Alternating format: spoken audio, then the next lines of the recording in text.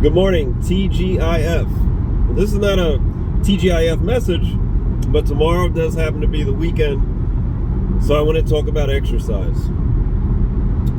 A lot of you may know that I was a personal trainer for 10 years, so I know a lot about it. I know the good, the bad, and the aggravating. I want to talk about the aggravating part first.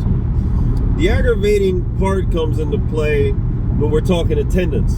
So a lot of times trainers feel like some kind of bounty hunter, just making sure that you show up for your training session. And it becomes aggravating for the client because the client's kind of, whatever their excuse is, that's the personal trainer in me.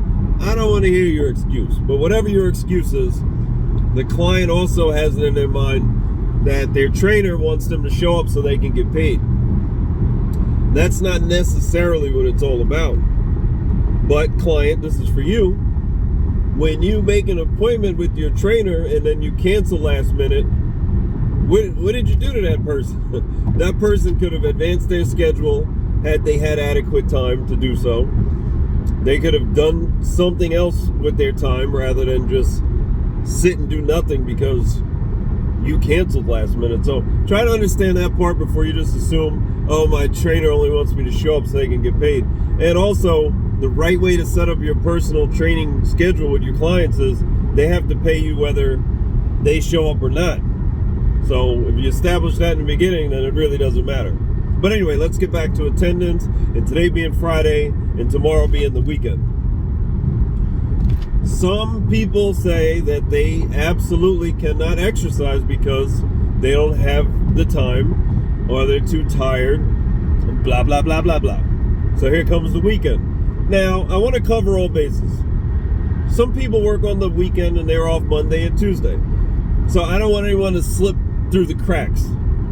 I don't want you to say, well, this message doesn't apply to me because I work on the weekend. No.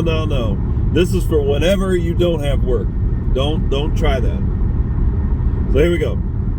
Say you work 5 days a week like most people do. And you don't have the time, you don't have the energy, you got work, kids, whatever you got going on. I understand that.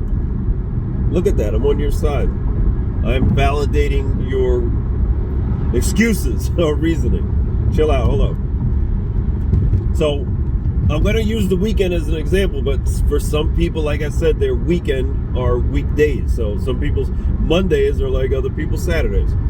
So now we have it in our head that, hey, I can only work out on my off days. That's not even enough. Why even bother? Well, I'm not going to let you get out of it with that crap because check this out. And say your off days are not consecutive, meaning they're not 2 days in a row. You're off on Monday and Friday, something weird like that.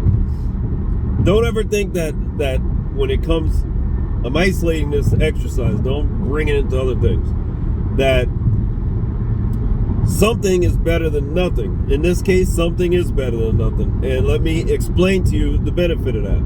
So say you work out weird days, you only have time to work out on a Monday and a Thursday. And you're thinking, it's not going to do anything. First of all, yes, it is. It is going to do something. Get that hour in, it's going to do something. No matter what amount of exercise you do, it's going to do something compared to nothing. I'm going on and on. Let me get to the point. So, the body always overcompensates. So if you exercise your 2 days, 1 hour, 1 hour, 168 hours in a week, you worked out for 2 hours, and you're thinking, what difference is it going to make? Body overcompensates. So here you are, you have no energy, you're tired, you're getting older, you got all these things to do, but those 2 hours just gave you more energy. And I know what you're thinking, how is that going to give me more energy? It just took my energy, give me more energy. Overcompensation principle. Your body's going to give you back the energy that you spent during those 2 hours and then some extra. So you know what that means? You're going to have more energy. So on a day that you work that you claim that you can't exercise because you had work that day, on one of those days, you're going to be like, look at this. I have energy. Why do I have energy? And just bust out some push-ups and squats right there in your house just to do it, just because your body appreciated you back and gave you some energy to do some exercise. And then guess what happens? Your body's going to take that information back to its master computer, central nervous system. Say, wow, worked out one day, two times, and then we squeezed in a random 30-minute exercise in the middle of the living room. We're going to give you some more. So now you're going to have your 2 days working out, your random 30 minutes, and then some other day during the week, you're going to be at home or wherever you're at and say, I feel like doing some burpees. And you've created the momentum. And it just perpetuates and perpetuates. And voila, there you go. So today's Friday. If you're off tomorrow, go exercise. And don't say, I'm going to feel like I'm going to pass out after 20 minutes. Good, do that 20 minutes. And then go back Sunday and do 22 minutes. And then next weekend, turn it into 27 minutes. And keep going. All right? Have a good weekend.